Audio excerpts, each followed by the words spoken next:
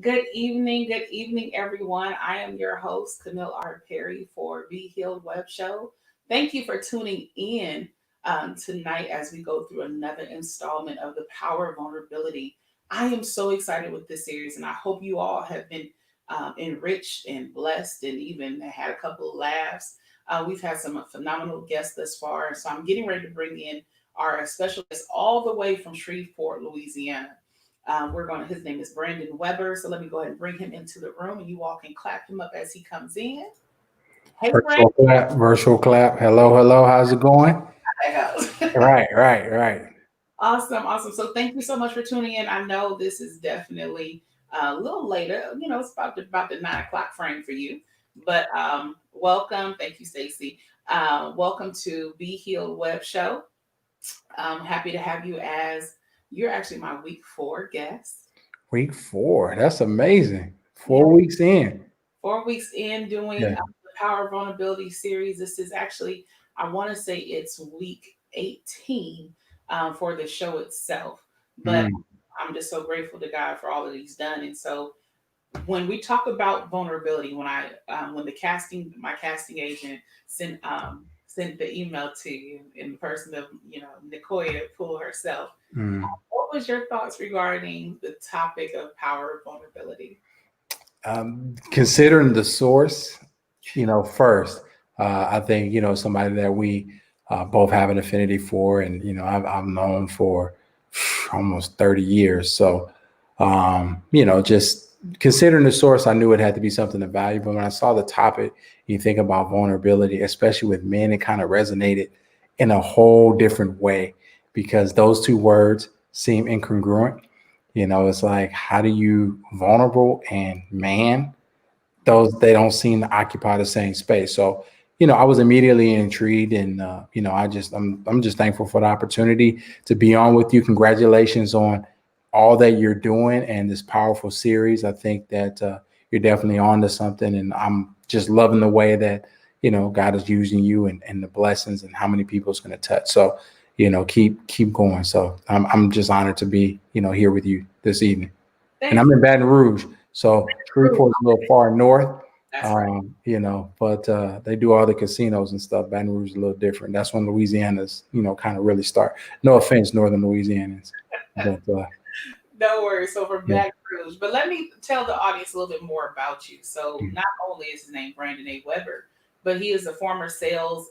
You're a former senior sales leader of a Fortune 100 multinational firm who brings about 18 years of business experience across several industries.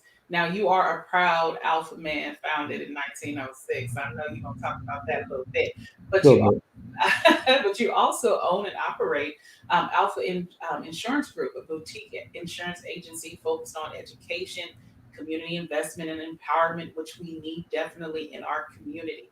Mhm. Your agency specializes in protecting elite professionals. So your clients range from professional athletes, which is great to hear, Fortune 100 business leaders and medical thought leaders, as well as award-winning artists. And so I'm excited that here you are, a young man from Compton, California, was able to be accepted and graduated from the Xavier University in Louisiana, where you were able to receive your Bachelor's of Science in Marketing and then your MBA from Baylor University. Not only were you able to strive from just being a kid from Compton to thriving in Louisiana, met the love of your life, Candace, and now you're a father of three beautiful children, Micah, Zoe, and Emmett. And your work is being able to impact communities across the globe. I mean, you're pretty darn amazing, Mr. Weber. I just want to say it's evident that the steps of a good man are ordered by the Lord. So Well, let's talk about how Branden from Compton became the Branden Weber that we see in Louisiana. I think I throw it at, from the Compton end because I think that there's this image, right, wrong, or indifferent. There is an image, and it's one of the most famous cities in the world. So I put that in because it's a spectrum. I mean, you think about a city that can give you Easy E or Ava DuVernay. I mean, so however you want, from Olympians to athletes to civic leaders, Douglas Dollar Hyde, the first mayor that was, I think, in the state of California, the first Black mayor. So you got a wide breadth, but I think that really defines my story. It really, allows me to tap into who I am. I mean, you think about my neighborhood, my high school, and things that, I experienced. I think that it's really like, it really goes into making, myself. So when I look at challenges in the professional world, dealing with people across different spectrums, it's really, really easy for me because I've done that my whole life. And I think, people put that, and, oftentimes I meet people, they're like, yeah, I'm from Compton. I'm like, okay, what high school, what street? Come on, bro. Right. It's cool. It's okay. Be you. But and I moved around myself. So a contiguous resident. No, I haven't been there my entire life. I've been in Houston. I've been in New Orleans. Lived in Bellflower for a little bit, but that's home. And I would say that's where I have friends, where I have pictures with from the 80s. Awesome. Well, 80s was a great year. I mean, great decade. Let me say it like that. Oh, for sure. Corduroys. 84 was the highlight. Okay. All right. 84. I see you. Yeah. Corduroys still in. Shirts with the pockets. Yeah, I'm with all that. There you go. Yeah, I'm with all that. You definitely have some fellow CPT love on here tonight. So, when I talked with you a while ago, you mentioned when I think we talked last month when we were preparing for this month, you mentioned, when I asked you, how would you phrase your life? What would be your life story? You said, I don't look like what I've been through. Mm-hmm. So how vulnerable do you want to be tonight in sharing that story? Sounds like a proposition. Not vulnerable. Like I said, these two things don't work. I think I said that intentionally because I think that everyone has a story. So I'll answer. I mean, I'm here for the blessing. My truth is my truth. And if there's somebody that can glean anything out of it and be a blessing to someone else, I mean, my story is not my own. So, I mean, I've been through, like most everybody viewing, you go through stuff, you go through life, you go through ups and downs, and your challenges as a man are unique. Your challenges as a Black man are unique. And then whatever God says that, he prepares you for, that even adds a different layer of uniqueness. So, I mean, my story is crazy, and people say that, but I think that it's a little bit of everything, every twist and turn that you can think about, the highest of the highs, the lowest of the lows, all wrapped into one. Okay, so let's start with your story. How does your story start? In the beginning, in the beginning, as I mentioned, grew up. So I grew up primarily in a single family home. My dad was away in the military. He served in the military. So, they kind of part, and, we have an amazing relationship. And I think that, that adds a lot to my story. So my home was my mom, my grandfather. I grew up on the street with 24 to 25 kids within 4 years of each other. So when you talk about extended family, second generation, great migration, Southerners that are now trying to navigate new world on the West Coast. So you got a little bit of that Southern flair, and then you got a lot of, that Compton flair. So it's kind of the best of both worlds. I think that, matriculate everything that Compton was in the early 90s, late 80s, early 90s. I mean, you definitely have all of those elements. I think my story begins, ironically enough, where people kind of share it. I learned a valuable lesson without even learning it. So, and I don't even think a lot of people know that. So, one of the things that helped me navigate the city really in a different way is my friend and I, best friend. I've been knowing him my entire life. Outside playing, 3, maybe 4 years old. Rival car comes by, neighbors across the street, heavily involved in gang, start shooting. And, we're outside playing and bust out windows. I get grazed, that kind of thing. And, of course, my mom was upset, and my mom she was a real one. So, and it was a big deal. And I don't remember it at all. But I think that one of the things that she said was, I'm not going to be responsible for sending another man to jail. So, and she had to make a tough choice. And I was like, I would have been like, yo, all y'all got to go. That's my baby, but I wasn't really hurt. And I think that dynamic kind of set me apart. I can go anywhere because they're like, oh yeah, mom's held it down. So just knowing, coming out of that circumstances, having, a brush where everything could have changed, really just, set my life apart. And got into everything. It's amazing that I'm here now. I mean, literally, I think sometimes, and especially in this culture, so you think the culture at large, you look at a Mark Zuckerberg, you look at, some of these people, they're like, okay, I want to be instant billionaire. And all I did was work hard and, and voila, I was a success. I think, that doesn't give credence to your story. Literally everything that you could get into as a teen child, I literally got into all of that and more. So it's amazing that I'm even here.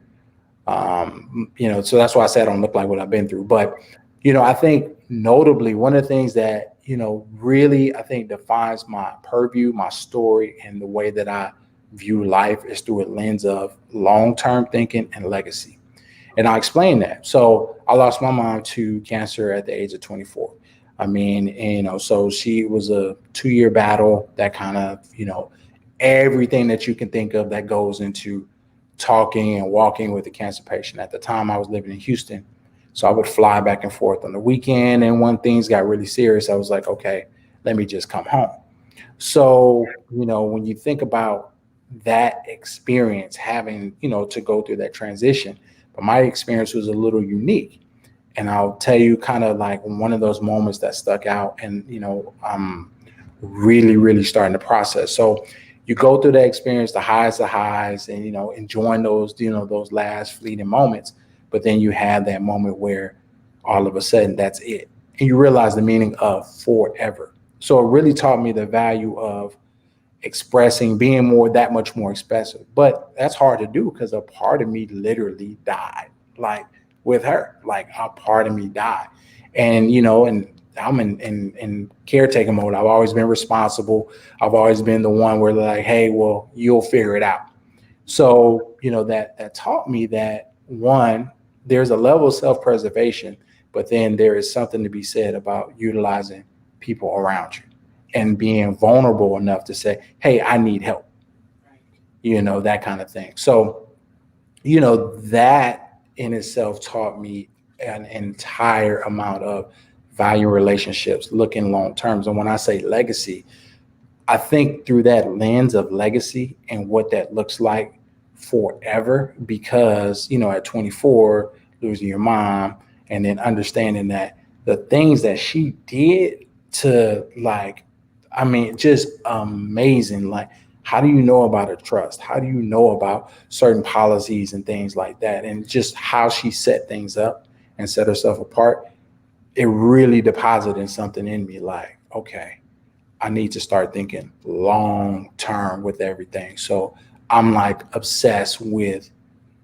creating legacies, but helping people realize, one, their potential, their purpose, but then also coming through with their legacy and looking long term. Because I think as men, we're almost trained, and as a society, we're trained for the short term, and and not really looking for the long term. Well, I mean, we're going to go into layers in that, but Yeah. off top, when you mention long term and legacy, I think oftentimes we are very short sighted. Mhm. I think one, because us being finite creatures, we're Mhm. already limited in our knowledge and wherewithal. I remember watching, I think it was Men in Black years ago, the first one, and they were talking about like the intro, like eons of time, and they were using like this long, extent and expanse. And I remember having palpitations, like, huh? Like, what you mean? Like, and it made me think about growing up in church, hearing the term eternity. Mhm. How do we get there? How do we get to eternity? Like, whoa, what do you mean it never ends? What about time? And Mhm. so I think as finite creatures, we don't operate with a thought of a forever. Mhm. We don't operate in the thought of after we're gone, what remains for someone else. So I think that you being cognizant and having that experience at the young age that you did just set you up for success so you could help someone else along down the road, but even in your own family dynamic, making sure that you have that secure too. I think that's so necessary as a man, but especially as a black man, leaving Mhm. a legacy of positivity, leaving a legacy of financial sound judgments is necessary because that's not always common.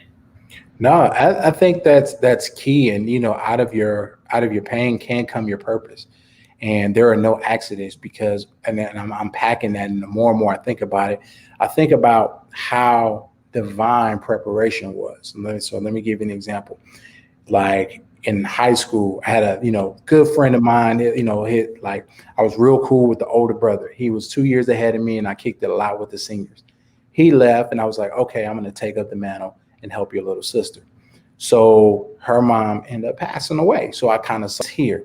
So then fast forward. So I get to college, and I say the Xavier because that's a whole story of how I picked Xavier too. Don't let me forget to tell you. It's ratchet, but like it's nothing sophisticated at all. So we get to Xavier, and a good friend of mine from Memphis, a brother, he lost his mom freshman year. So Mm. I'm like, okay. Then at the time, I was dating a girl, her friend, we were literally out, hanging out, what have you, and we're all together. And then she gets called. It was her mom. So I'm like, wait a minute, what is that? And then on and on and on and on. So I start to think about that preparation. And then when it was my turn, I was like, wow, I had 5, 6 people to kind of watch go through that and prepare. So outside of the morbidly tragic part of that, the beauty in that is that God is with you the entire time. And if you're paying attention and looking, you're prepared for everything that you will do and have done, and everything kind of ties together. There are no wasted experiences. So that kind of made me more aware of people in my space, but then also things that are happening within that space. Yeah, absolutely. So your mom passes at 24. Are you the only child or do you have siblings? I have siblings. My dad has, so we have siblings. I don't do half because there are people like, oh, it's my half sister. Well, which half is yours? Like, that don't make sense to me. So, yeah, so I have a brother and a sister. So are you As the well. oldest? Or how do I'm you? I'm the oldest. Okay, so Yeah. you already have that mantle of leadership because Mhm. you're the trendsetter. You're the That's first. it. By default. Okay, so how were you able to help your siblings through that process of grief while taking care of yourself?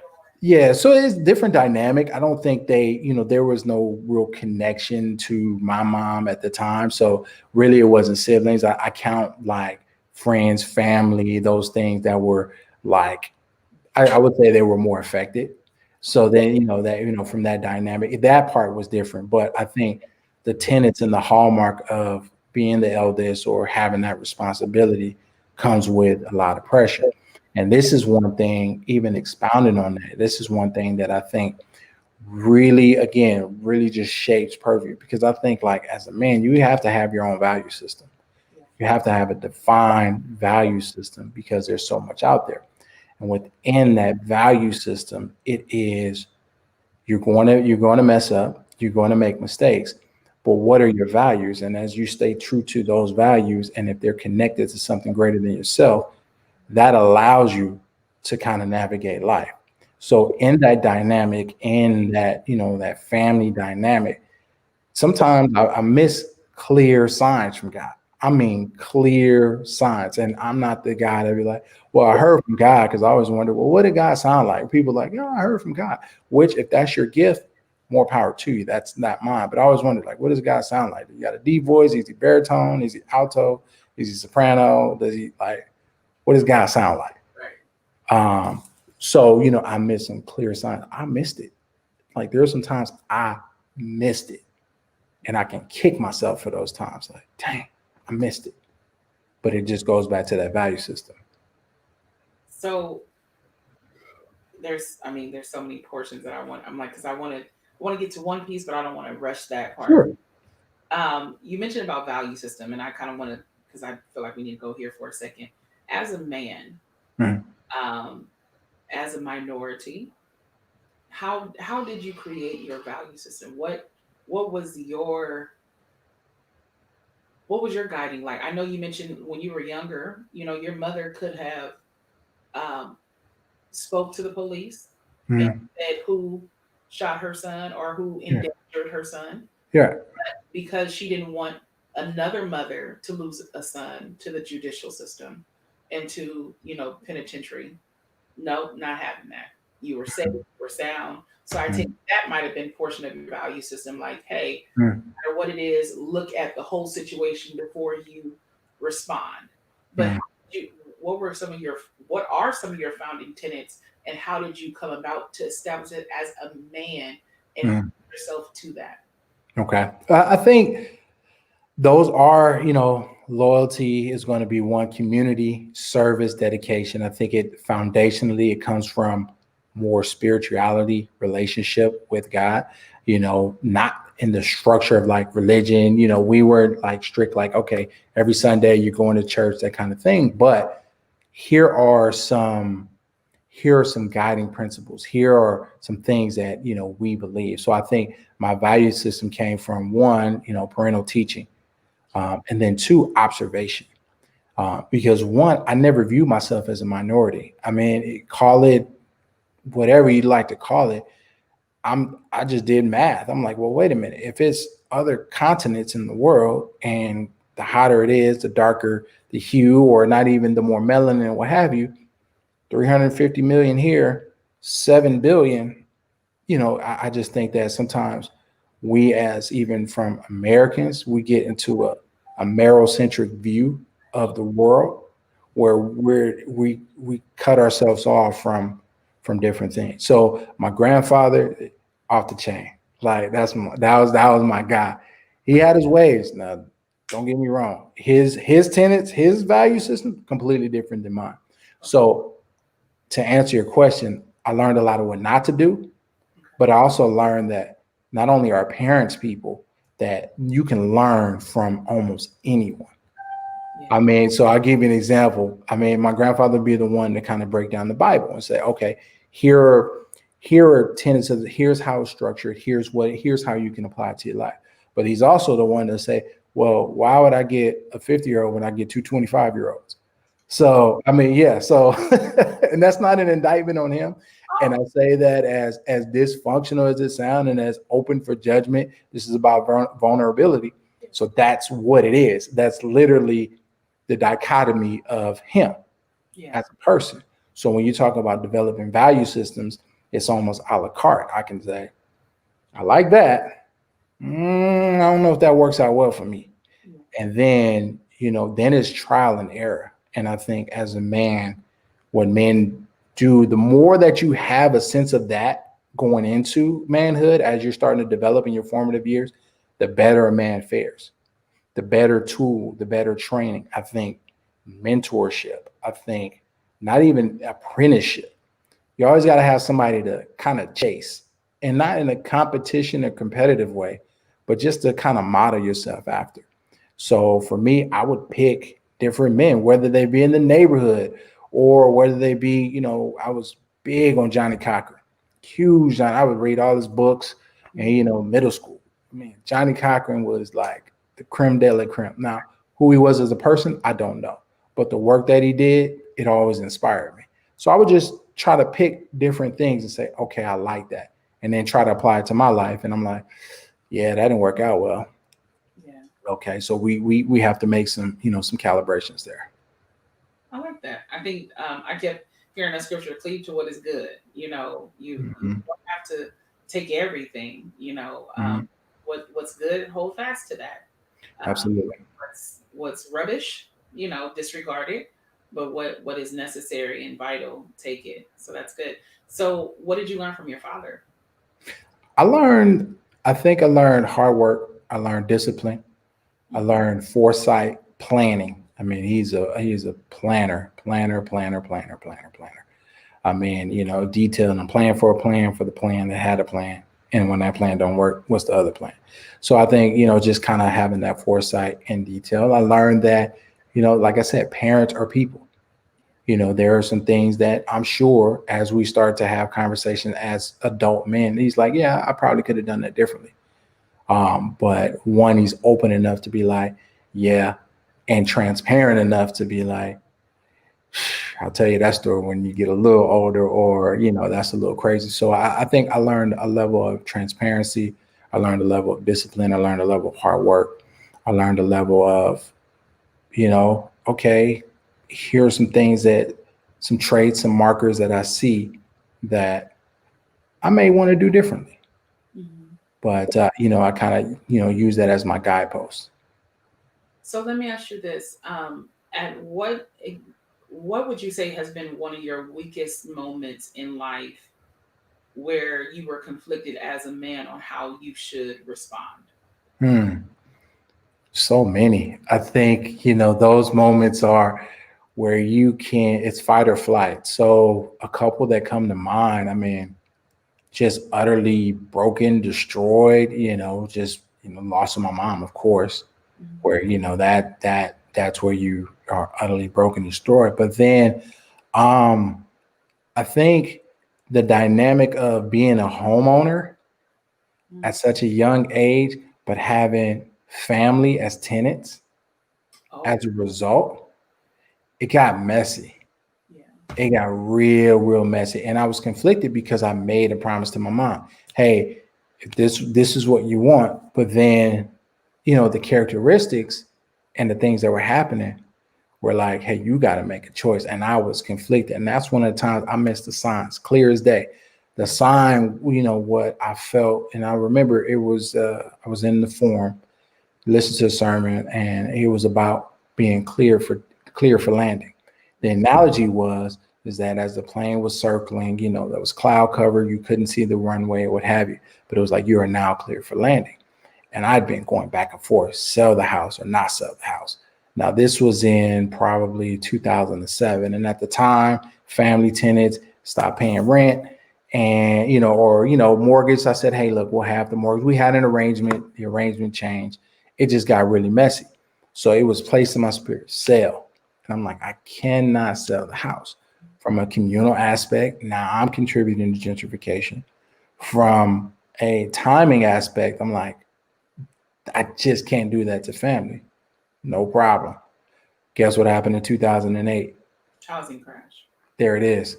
So all that value, everything that, was accumulated, I ended up having to sell it anyway, but nowhere near where had I listened the first time, had I really just honed in, understood, trusted, took that first step on the staircase where you couldn't see the rest of the stairs, things might have been a little different. I mean, and that's just one that comes to mind, but there are tons of time where I just utterly failed. And I think any man that can't admit that, or at least come to grips with that and be reflective enough to say, yeah, I messed that up. There were times that I just utterly failed. I missed it. I blew it. I just failed. Wow. I because when you mentioned the housing market, I remember Mhm. 2000 and just I wasn't Enron. When was Enron? Was that around? No, that was in 2008. That was prior to. That was like in. Yeah, there was a little bit like '06, '07. It was leading up to Hmm. this, but the reason why I asked that is because on our previous episodes, talking about vulnerability, this notion, and I really want to know who was the first person to tell their son, "Don't cry, be strong, you a man." I Mm-hmm. really want to know who that was. You know, Mm-hmm. like I just like, where did that come from? Where for generations now we've been dealing with men just be strong, just don't show emotion and whatnot. And so different ones have shared their moments of brokenness, their moments of vulnerability, and how it was a shift in just the mindset to even allow themselves to be open. Mm-hmm.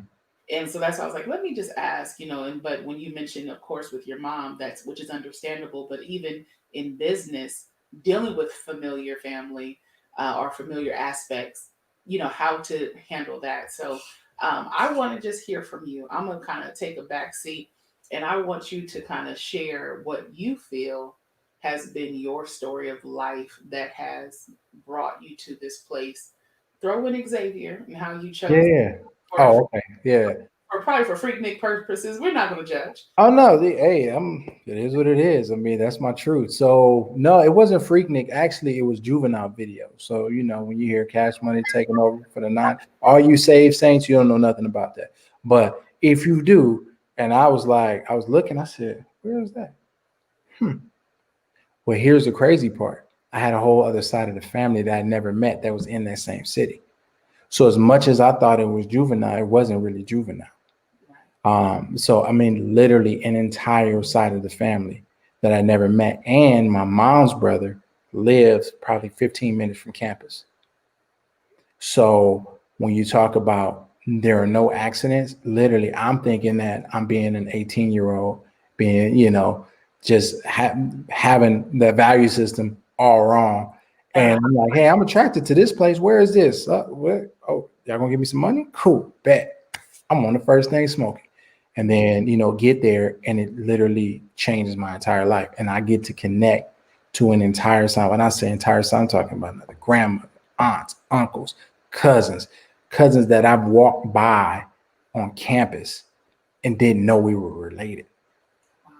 I mean, just amazing. Then my wife is from Louisiana. And then so it's just like I said, there are no accidents. So I think that, my story, if you take it on its face, on aggregate, I mean, from near death experiences at the hands of family, at the hands of strangers. When I say near death, I mean got trigger pulled, gun going off, no dish, nothing, fully loaded gun. So, and that's not due to my own actions, just where circumstances found me. But so you think about that, you think about having, being young, working in corporate America, literally having what most people would consider it all, and just not even losing, is just saying, done, I'll start over. Let me take a minimum wage job working in sports for the Clippers. And I'm a Lakers fan. It hurt my heart. Don't get me wrong. But I used to, stay around for the games and watch the Lakers practice in the games and stuff. So there were perks, but they know everybody wants to work in sports, so they don't pay you anything. Luckily, I'd saved, but you think about that. I had a child really young. I had my oldest son I had him when I was 17. So you're talking about moments of having to make a choice. Am I going to let him figure out the world, or am I going to man up and figure that out? And then, kind of, nurture that relationship and fill in those gaps and figure out school and figure out life and do all these things where, I'm dragging along and we're growing up together. So, like I said, when I say I don't look like what I've been through, and I'm putting it out there for people to really understand that, God can do with you whatever he wants to do with you and through you, and lead you however he would like to lead you. And it's only when you're ready to walk in that truth and ready to walk in that purpose to where there's somebody out there that might, might have played a little different at 17, but yeah, I can identify with that. I can identify with having it and losing it and working it back and gaining it again. And I can identify with that. I can identify with those elements because you have to, everybody's a canvas. You have to take your paintbrush, paint, and you might be Picasso, you might be Basquiat, you might be, a 2-year-old finger painter. But it's all art. So Absolutely. So you mentioned about learning a whole different side of family. So yeah, when you were growing up in Compton and had the multi generations living within, a few feet of you, yeah. then did you not know, like, which side of the family did you not? So it's that side of the family. Yeah, Okay. that So side. so Yeah. your father wasn't present. No, I Or wasn't present. No. okay. Yeah. Okay. So how did you get a chance to involve yourself with him? Sure. I think it's all truth. I mean, really a phone call. It just a phone call and a phone call, understanding, my mom has never been like, oh well, just really kind of fostering that relationship. And I'm careful about that because I always like to make sure he's able to tell his, be able to, defend himself. But really, it was an intentional connection. It was divine connection. It was something that, like I said, it's not of myself. And it was necessary. And it all kind of came together. And it came together under the most auspicious circumstances. But it did. And if you would never know because, like I said, my thinking, my legacy mindset is if things start to be changed, then I have to be the catalyst for that change. Then So I have to be the one to kind of put these things together. so did you guys reconnect prior to your mom's passing, or was No, it after. Yeah, after my mom's passing. Yep.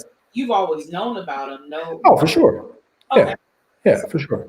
it wasn't as I know that some unfortunately have never known their parent, their Yeah, that's unfortunate. male or female side, Yeah. father or mother. But so keeping the relationship strong and keeping the integrity of you all's relationship, you were the first to reach out. Yeah, absolutely. Okay. And Yeah. then you were still stationed or still living in Louisiana at the time? Where was I at that time? I think I was back home. I think I was back in Compton at that time. And Yeah. he So was he local or no, I was in another part of the country. So okay. yeah, but it counted all joy. It all works out. So you just picked up the phone and was like, I'm gonna call my dad today. Yeah, I'm gonna call around. And, I got to my grandfather, and we had a nice little conversation, and it all kind of works out. It all culminates. So Wow. yeah. So how would you, for someone that might um, maybe have an unforgiving heart at this moment, Mhm. and they need to, and they should, or vacillated rather, to reach Mhm. out to a parent, what would you admonish for them to do? I think the first thing to do is once you view parents as people with kids Mhm. and not the mantle of parent, and maintain the respect, maintain an honor under lordship, but they're two people, two imperfect people that came together, to create kids. So I think the first thing to do is view people through the lens of people. And once you accept that your parents are people, they're actually functioning human beings. They kicked it, they made mistakes, so whatever you think it's new, it's not new. Whatever you've done, they've done, and vice versa. So I think that's the first steps. And then really get into a space in yourself where it's not really about forgiveness because that's a process. And I think that you have to be ready. But I think acceptance and honesty, like intellectual honesty, Okay. where you're intellectually honest with yourself, you're intellectually honest with where you are, what you really want. Because some people go about it and they're like, well, I think I want this. And then they find out, "Man, I should have never called you nowhere. You're a chump." Like it could go either way. You have to be willing to accept whatever that risk is. So if there is any unforgiveness in your heart, anything that where your heart is hardened, think about it in the context of, well, what if God did that to you? How would you approach that? And what if, you know, think about the things that you've done, but then even still is, as you're clear on what your desires are, what your need is, and then that you're clear, like, hey, these steps are not mine. You order those steps, thy will be done. And you're intentional about really, you know, driving those actions. Where they say, you know, thoughts, beliefs, actions. So your thoughts going to drive your beliefs drive your actions. So it's, what are those thoughts starting there? That's good. That's good, because Yeah. actions definitely breed about habits. That's for sure. So, Yeah. um, how long you and your wife been married? I've been married. It'll be 13 years in April. Okay. Yeah. So we're gonna play a little vulnerability trivia. Okay. Well, I'd like her to be here, but it's, No, it's gonna be one dimensional for a second. okay. All right. All right. When you decided to marry your wife, what I know you're a planner, you're a thinker, Yeah. but there had to be a level of vulnerability that Yeah. you feel in when getting ready to pop the question. Yeah. So how would you gauge as a man? Because I've never been a man before, don't desire to be one at all, for the record. But like, how do you all muster the courage and strength, or to even allow yourself to be vulnerable, to extend, or do you not? It's not phased by it. It's just like, hey, I'm gonna ask. She say yes. Okay, cool. She don't. Whatever. Like, Oh how? no, I think every man is phased by it, because you think about the dynamic even growing up. It's traditional societal for the man to ask the woman, and you face rejection. It could be no, it could be, you know, a number of different reactions that you're not prepared for. So I think getting to the marriage, it's a series of things that happen. It's not like a one decision, like you wake up and be like, okay, I know, like, I am so in love. Or yes, that's my wife. Some people have that experience, and that's awesome. And I think that, you know, that's something to be noted, and you got to look at that. But then the other side of it is, as you start to grow, as you start to, you know, start to bond, and then you start to think about, what does life look like? And you're looking at life, and all your pictures include that person.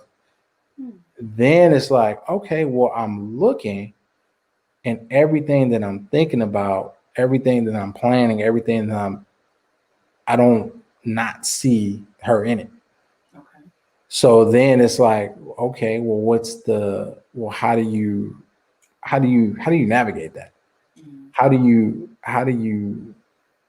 What do you do with that, as you know? So I don't, for me, I would say, I don't think it was like, okay, well, I don't bungee jump, I don't skydive, I don't do none of that. So I can, you know, if I'm not the thrill seeker guy. So if I thought it was a no, I wouldn't ask. That's just being real.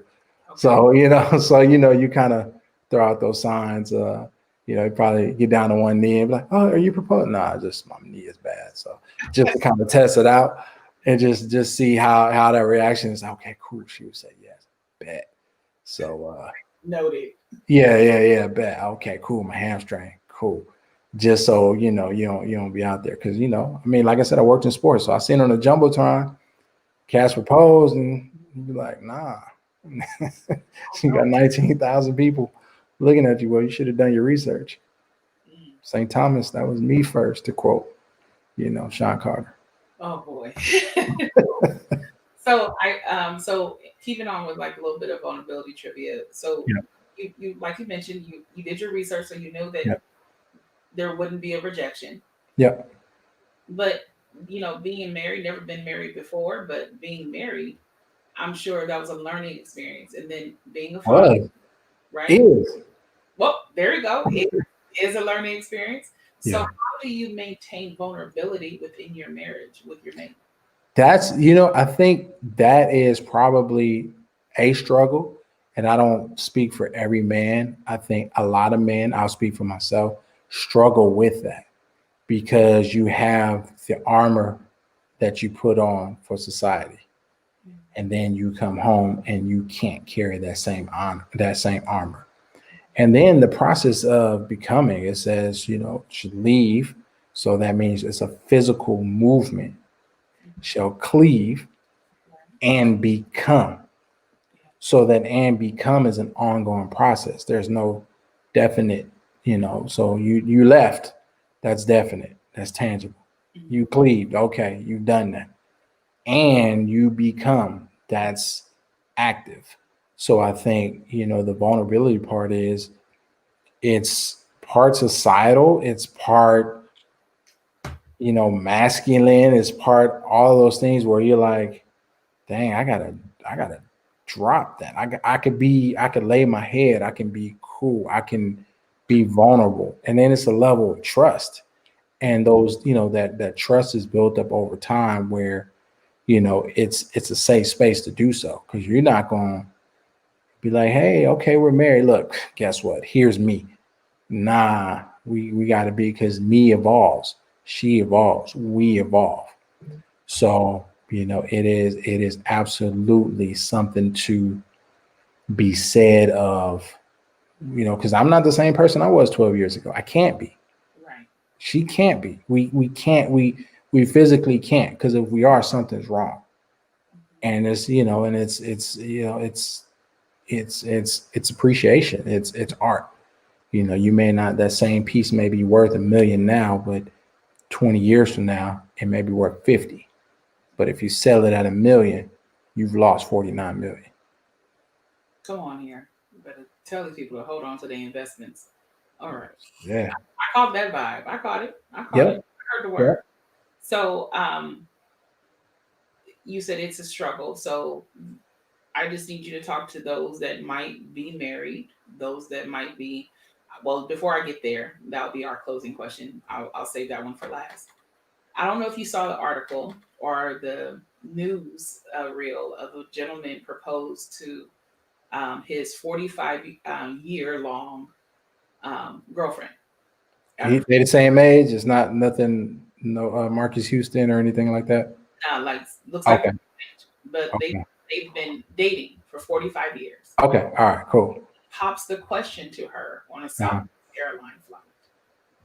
Oh, all right. Okay.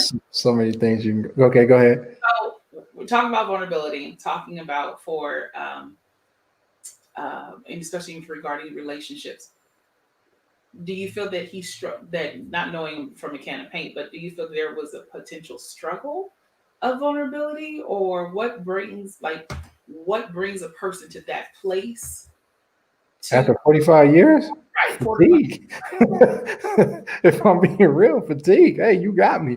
It's like Martin's first proposal. Will you marry me, Gina?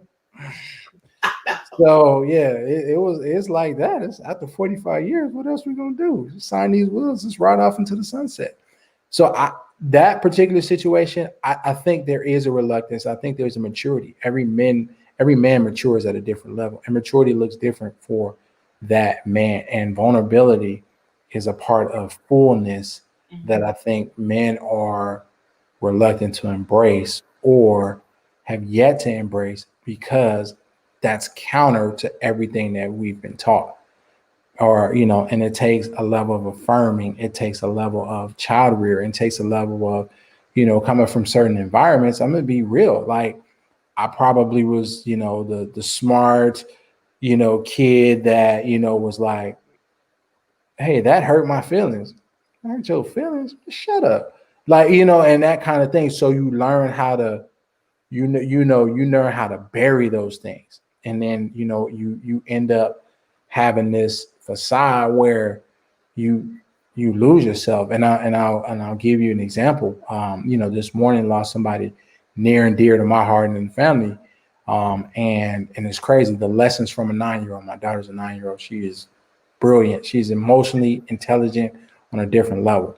So, and out of respect for those who may not be notified, I won't go into too many details, but, I'm talking to my neighbor, walking out neighbor, and this is like a whole, this guy, he's like, hey, I noticed one of your lights was out on your landscaping. I'll change it for you. Nah, dude, chill out. We don't do all that. It's COVID. I don't want the run on my light. So I appreciate the gesture, but not today. So we end up talking, and I just kind of told her the news and she is like devastated. So we end up talking and, I'm engaging in that kind of semi-professional, my representative stage. And she looked at me like, how are you smiling right now? And it resonated with me. I said, wow, she's being full, her whole full self and living where she is. And I've switched to putting on that representative in a casual conversation instead of being like, I'm not feeling it right now. Here's my situation. Now is not a good time. Where if he respects it, he doesn't. If he doesn't, it is what it is. I ain't want you touching my lights, no way. But at the same time, it just resonated with me like, wow, that's a level of truth and transparency and fullness that I think men don't get to with a healthy balance. Now, what I mean? Like if you watch Still Magnolias and cry, there is no judgment, none whatsoever. Express it. That's how you feel. Yeah, it's a great movie. I mean, between that and The Notebook, that's a tear jerker. I've never watched The Notebook, and yeah, because somebody might be chopping onions in the room, and I'm not for that. But I've noticed something like as men get older, and this is I've seen my pastor cry, and this like dude is like a leader of like the leader of leaders, leader of men. I've noticed through the years, like he cries a little bit more. And it's crazy to see, like that level of vulnerability in front of thousands of people where, he's passionate about certain things. And, so he kind of sets the table of, okay, man, in this house, hey, if you feel like this, it's cool because I'm doing it and you're not going to run up on him. You're not going to call him anything other than a man or whatever, that is for anyone else. You're just not going to do that. But at the same time, that that level of vulnerability is admirable. And I'm not there yet though. I'm just not. He's a nominal. So do you? I know you mentioned you have two boys and one girl. Two boys, one girl. So how do you show up as man between the two? Do you feel yourself as? Do you feel like you're a different father to your sons than you are to your daughter? No, I think I don't think I'm a different father, but I address their needs differently. Just like any business and like anybody that you're talking to in a conversation, me in my fullness, I'm able to adapt and adjust because they are different people. They have different needs. There are different stages in life. They have different things. So for my boys, on the vulnerability question, hey, I hug my son. He's 6.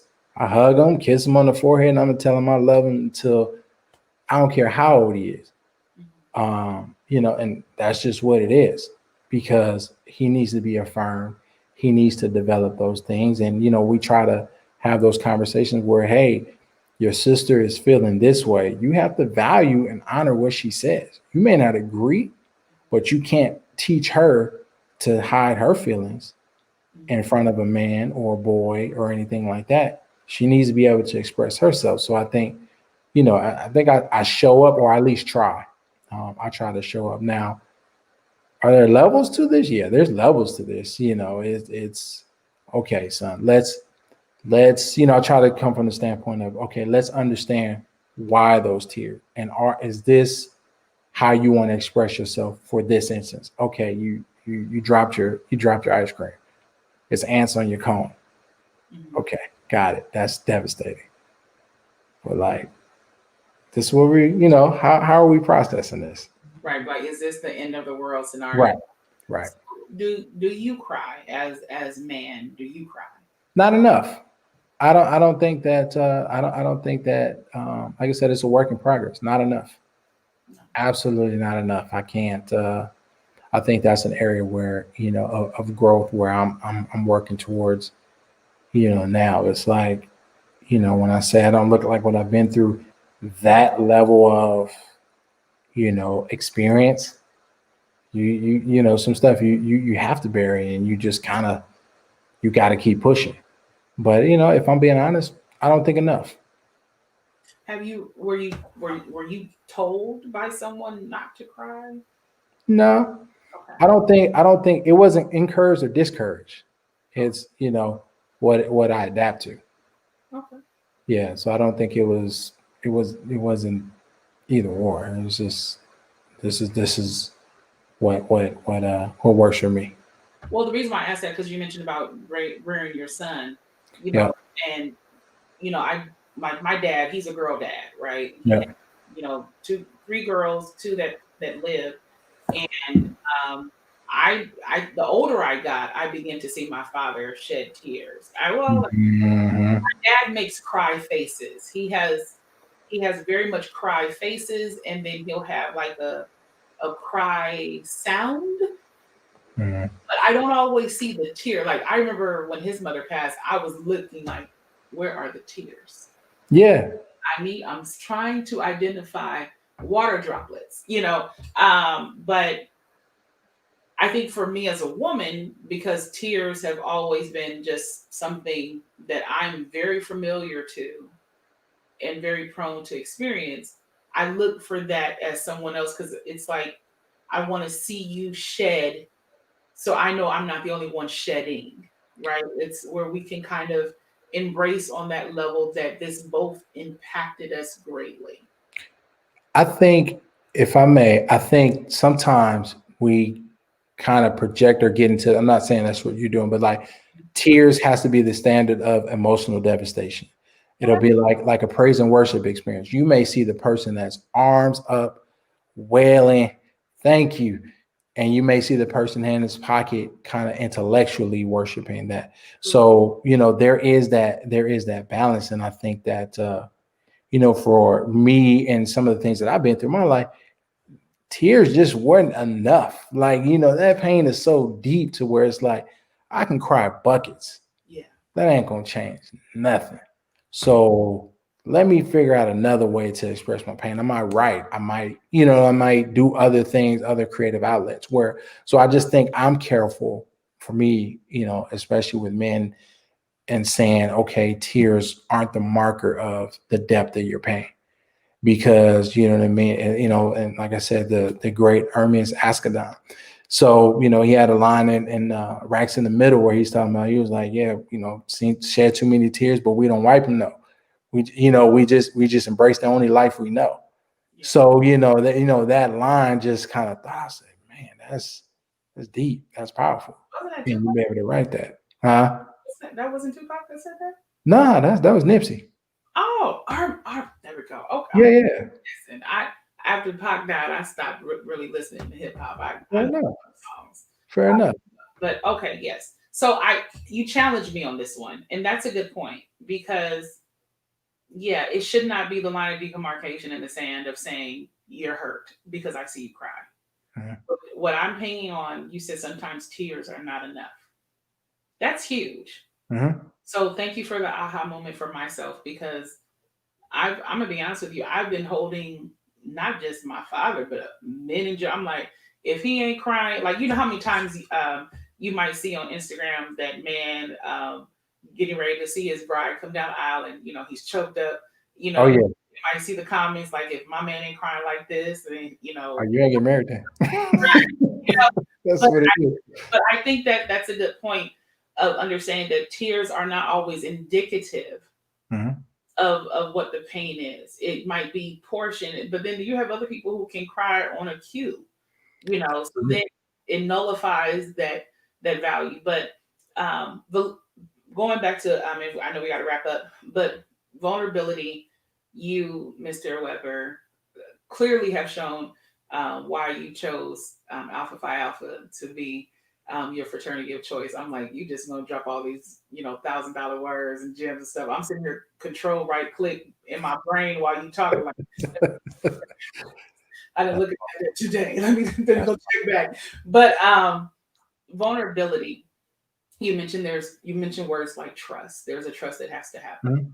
You mentioned that we have to have really grace is what I'm hearing you saying, that especially when you knowing that your parents are they're people. They just Mhm. happen to come together and procreate, but they're still people, they're fallible, they're flawed. But also understanding, giving your own self that same grace to see that God has a plan for your life, and that no matter what the trial or tribulation that might come up, be ready to know that He's carrying you through.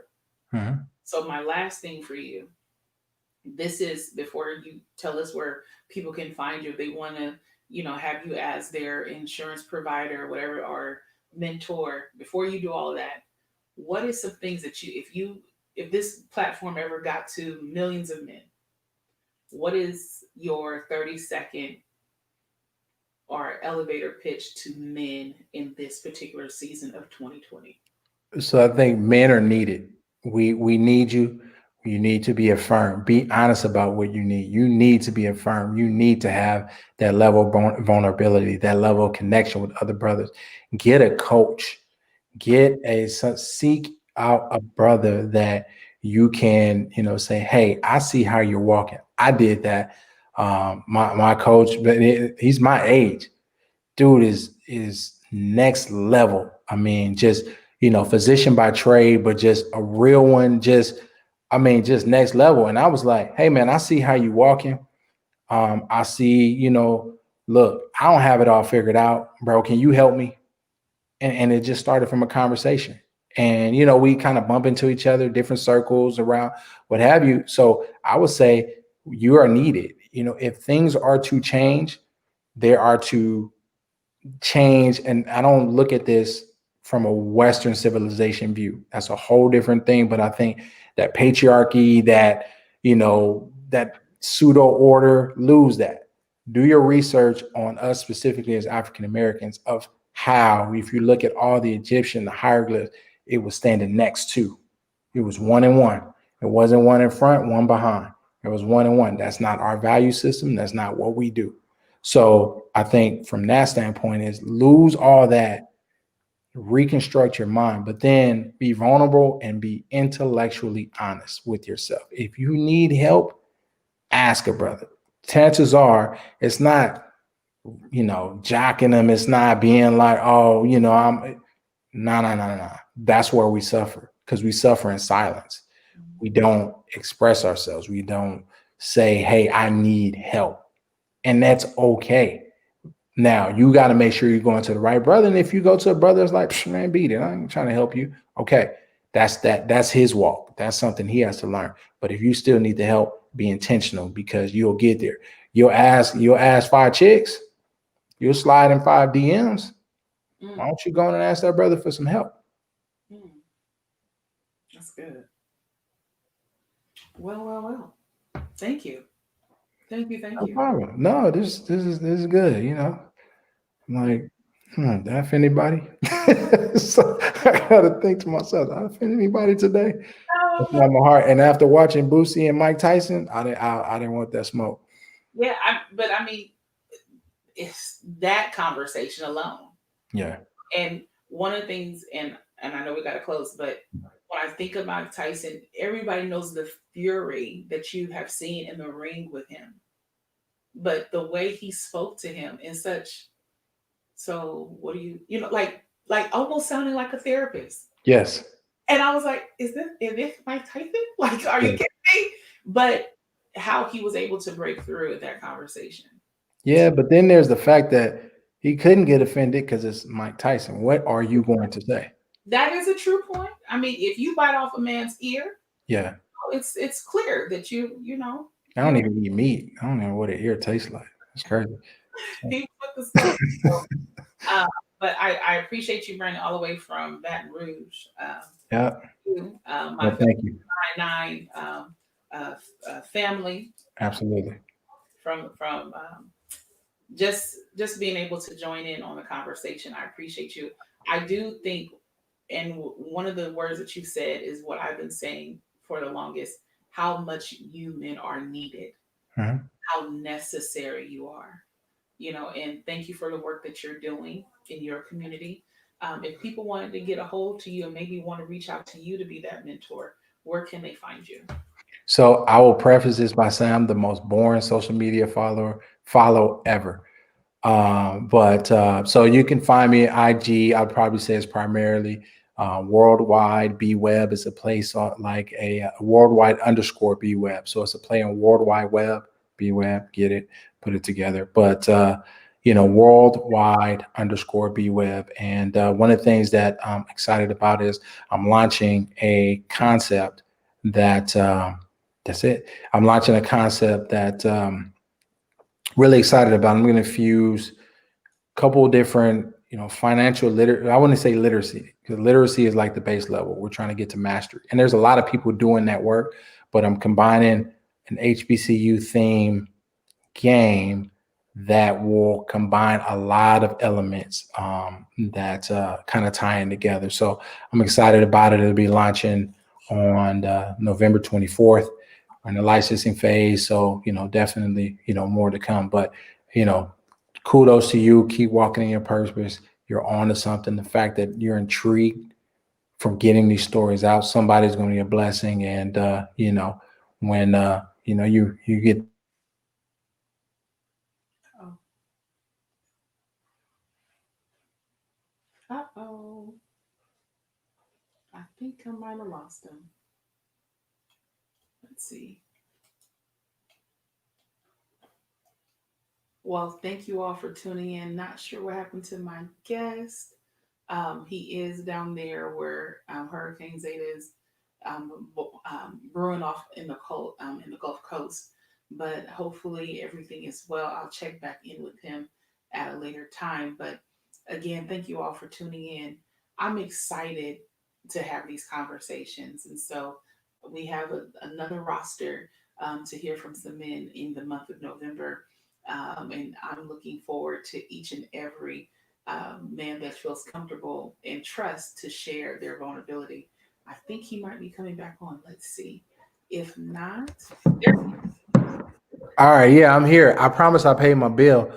But that red, when it's red in the corner for your battery, that don't mean that you're on fire. That means you need to charge your